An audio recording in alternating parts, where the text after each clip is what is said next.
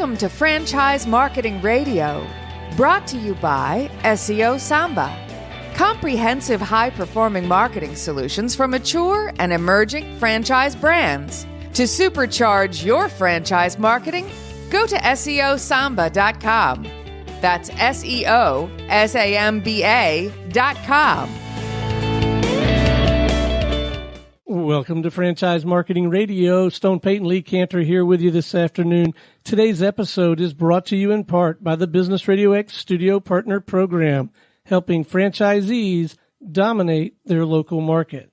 To learn more about serving your market and growing your business, go to mybrxstudio.com.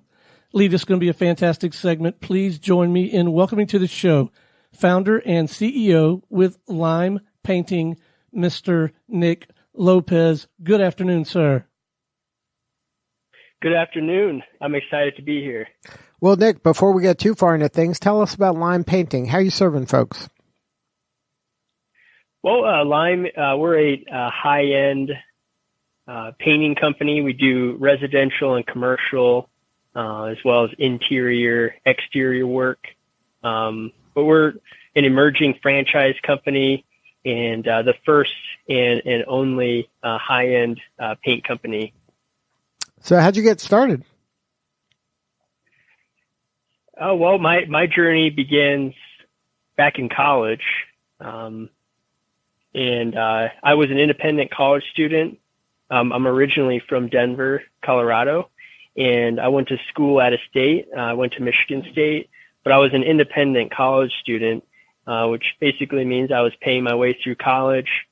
I was the guy that took out a $500 credit card just to get a plane ticket and get out to Michigan.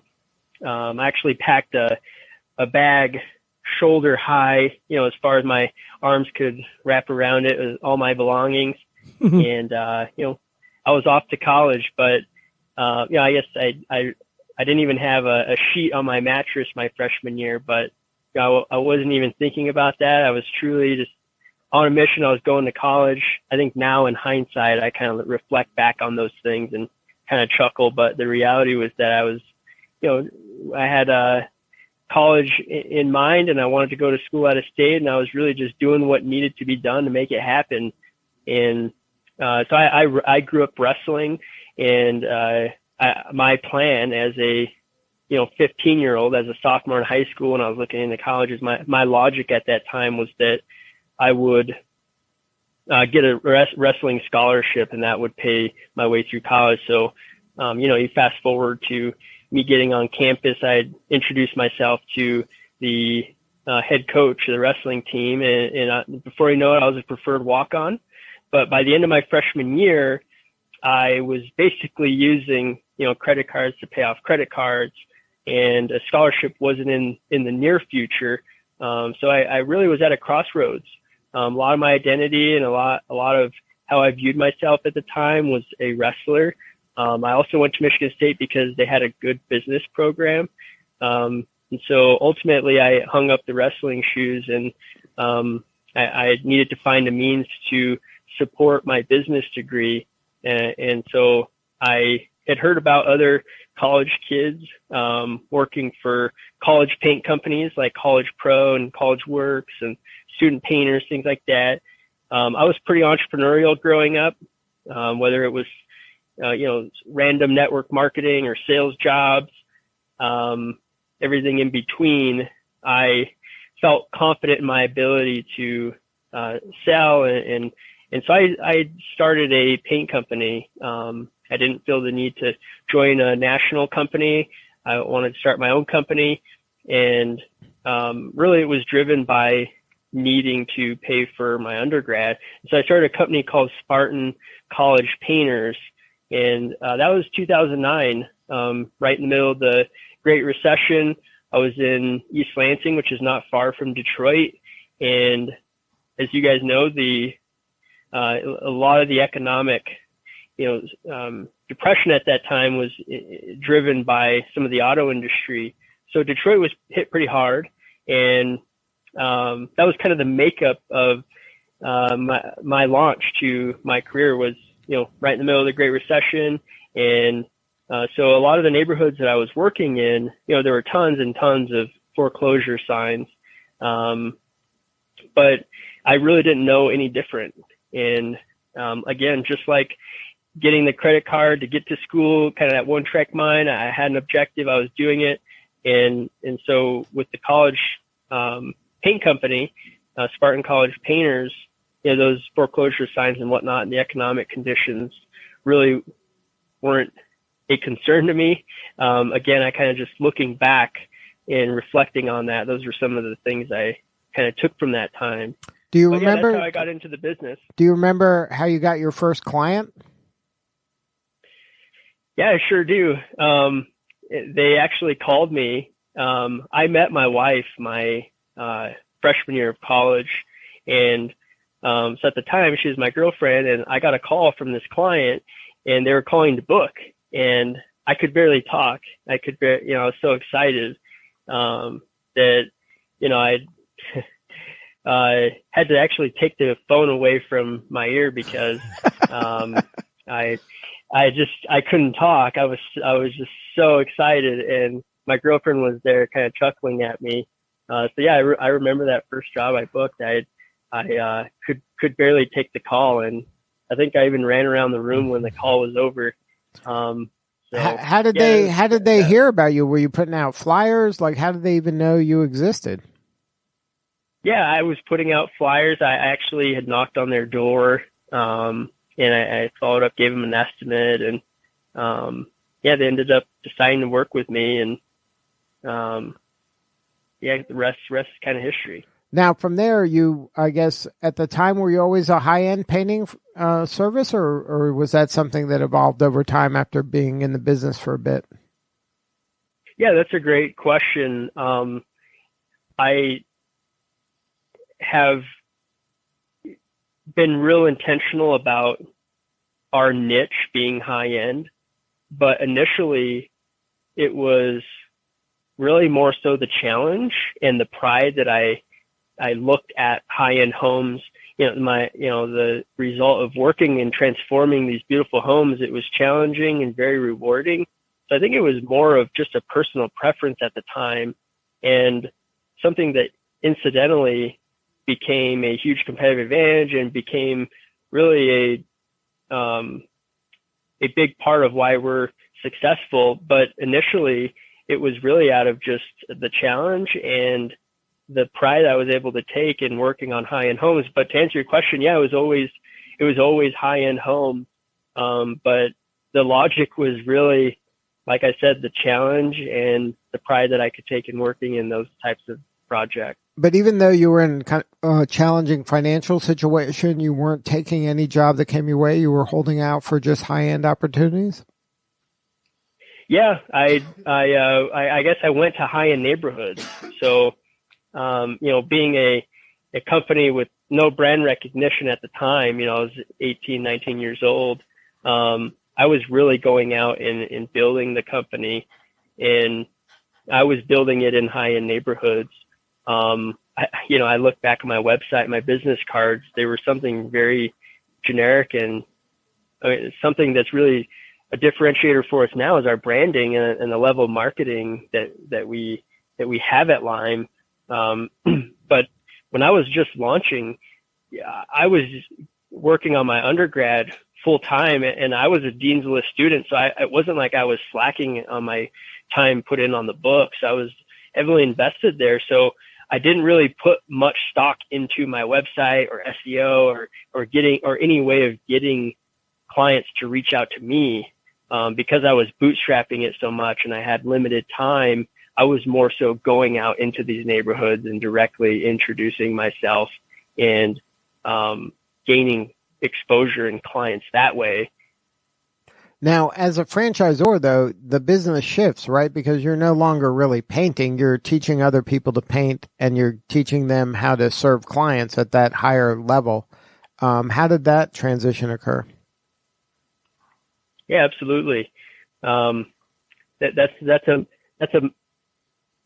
a mental shift that I don't think every franchisor makes, but that was something I learned early on. Just because we have a great paint company, franchising is a totally different business, and instead of serving our homeowners or high-end property owners, we're now serving our business owners. But that I really got started in franchising about 2 years ago. And when I was working on my undergrad and this opportunity became more and more clear in the high-end painting space, I had sought out a mentor, and he had recommended a book called E-Myth Revisited by Michael Gerber. And in there, I learned about, roles and system, process, duplication, quality controls, and scaling through franchising. I think one of the biggest things I learned was working on the business, not in it. And I had never really put much stock into franchising, but after talking to this mentor, I shared with him the fact that, hey, look, I've been working for these high-end homeowners. Initially, I was just being encouraged by them. I was being thanked for showing up on time, doing a good job, answering my phone. As an 18, 19-year-old, that just was encouraging, kept me doing it. And, falling more and more in love with the transformation in the craft. But as I got into my business degree, I started learning about competitive advantage and everything else that goes into business. That's where the dots started connecting that, just because people pay for a service doesn't mean that they are going to get that service. And when I was initially meeting these clients, I was having to earn a lot of their trust because they'd been burned so many times. So this whole environment started just making the opportunity more and more clear that, there's really very minimal high-end providers in the home service space, and in particular the painting space. And so I looked into high-end paint companies across the country, and there weren't any. So I was telling this to this mentor, and he, ultimately recommended, I was telling him that I wanted to bring this solution to more markets because it wasn't being done.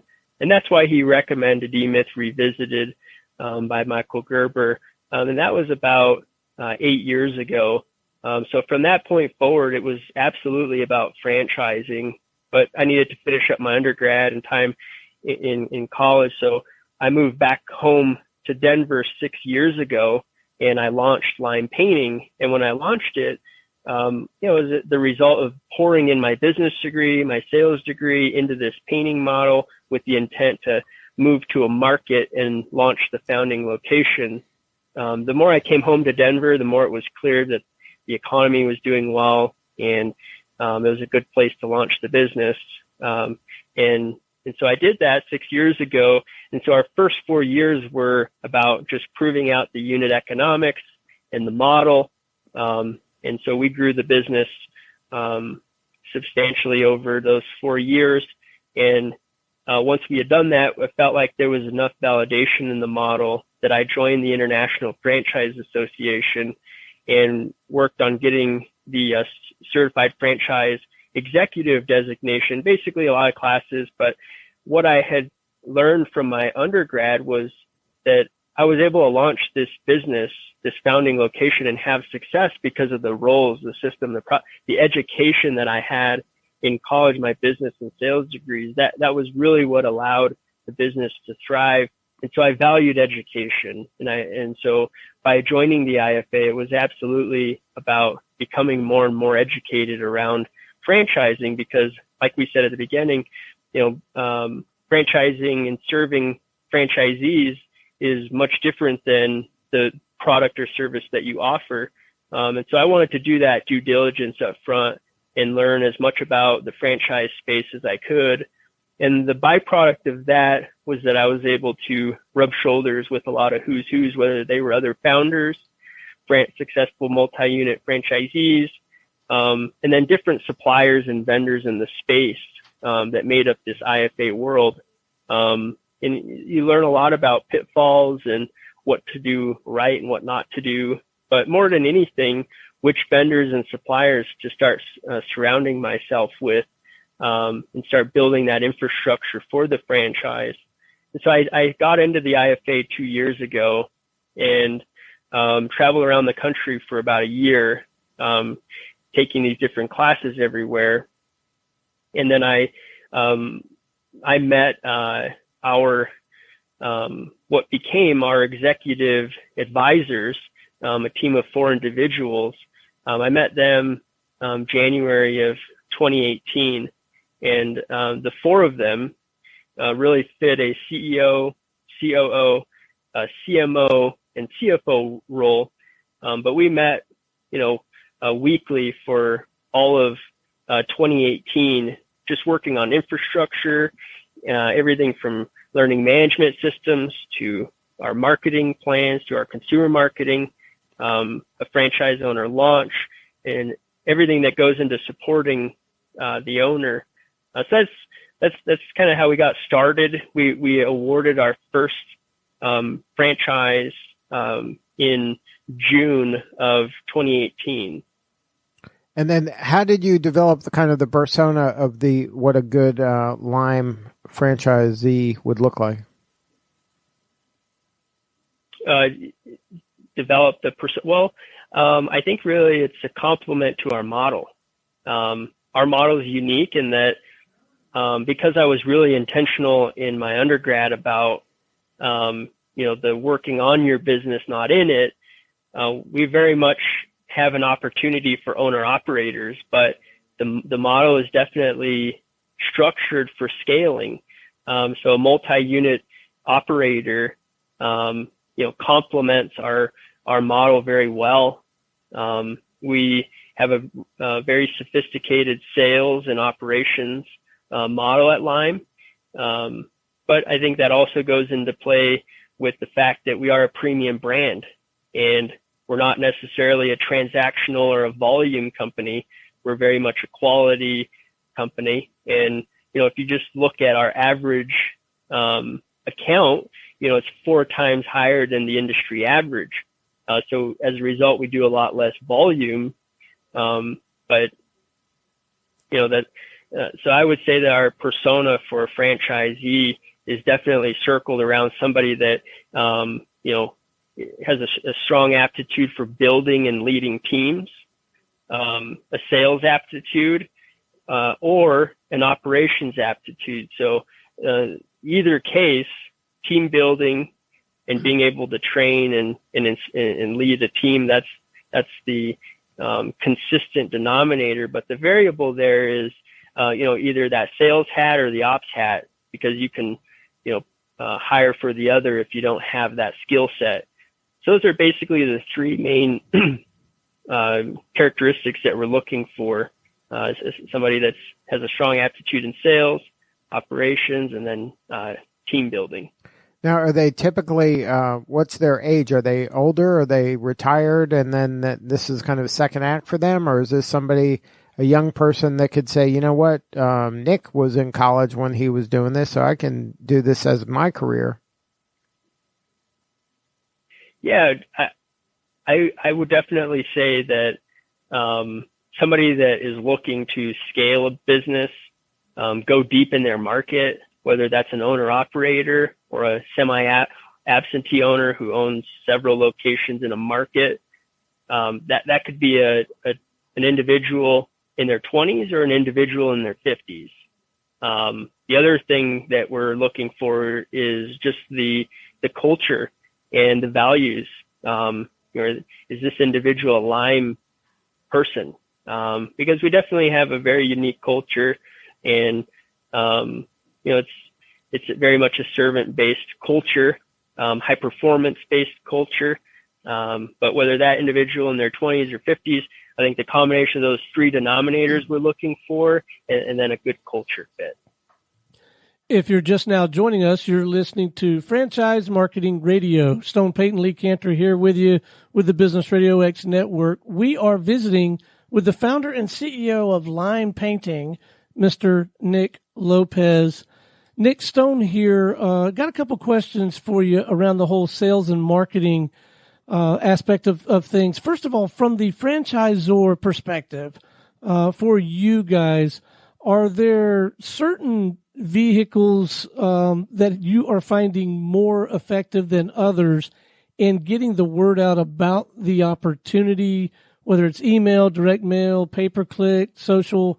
Are there some things that are working better than others for you in getting the word out about the lime painting business opportunity? Yeah, I think a good combination of traditional and new age marketing, whether that's direct mailers or publications, or new age SEO or targeted banner ads or any sort of social media. For us, it's just about getting in front of the right demographic, which is the owner of a high-end property, whether that's commercial or residential. But on the residential side, we definitely do, depending on the market, we do more residential than commercial. On the commercial side, we're looking to do more projects in the scope of country clubs or high-end restaurants, resorts, condominiums, not necessarily any project. But on the residential side, that top 30% of home values in that market. And so when you're speaking to the residential side, our branding is so important with our company and plays off of, it complements our marketing so well. But where I'm getting at is that if you can imagine a job site in a, high-end neighborhood, we would have a large lime green metal sign in the yard. All of our painters in lime green t-shirts, lime green vehicles, all of our account managers in lime green polos. But this color, the neighbors don't necessarily have to know it's lime painting. They just know that the green guys paint. As you could imagine, the neighbors are, always more trusting of vendors that are in their neighborhood. Plus, a lot of these neighborhoods are designed with the intent to create community. So a lot of the neighbors know each other. And so networking around job sites is a great way to compound, the portfolio, and get the word out and bring more value to clients, ultimately earn more business. That's a big facet of the business is door-to-door, canvassing and networking around job sites. Now, talk about the book, Get Limed. How did that come about, and what was the thinking behind that? Well, we wanted to, I had talked about our advisor team, our 4 advisors, but we have a motto that, franchise owners come first. And, how are we bringing more value to franchise owners? So I think the intent behind the book was really, how are we going to bring more value to a potential franchise owner that's exploring our business opportunity? Is this an asset that they really can see themselves growing? And is this a home for them to build their legacy and that next chapter for not just them, but their family or their management team? And so it was really created with the intent to give more context behind the business opportunity that is, lime painting. So now it tells the story and it gives them kind of an idea of what the culture and the brand stands for? Yes. Now everything from culture to, everything from culture to values, it also begins to get into our marketing and our sales approach, and the way that we serve and build our business. Now you mentioned into some of the high level parts of the business. Right, the why. Now talk about, you mentioned earlier about remembering your first sale of painting. Do you remember your first sale of a franchisee trusting you? Yeah, it was just as exciting. Lime painting of Castle Rock. He was awarded that location last June of 2018. And so he launched his business Jan 1 of 2019. And so now that we're in tail end of October of 2019, he's coming up on the end of his first year since he launched his business. So now, what was more rewarding, that first paint job or the first franchisee?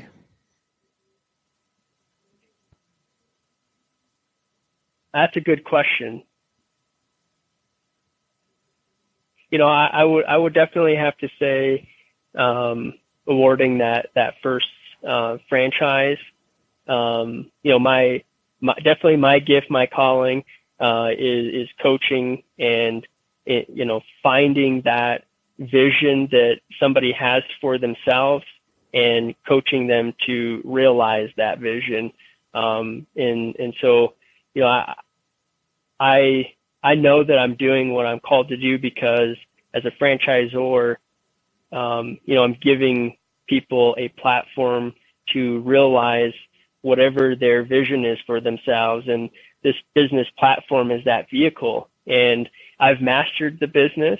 So I'm humbled to have the opportunity to, coach somebody through how to, best optimize this vehicle to realize their dreams.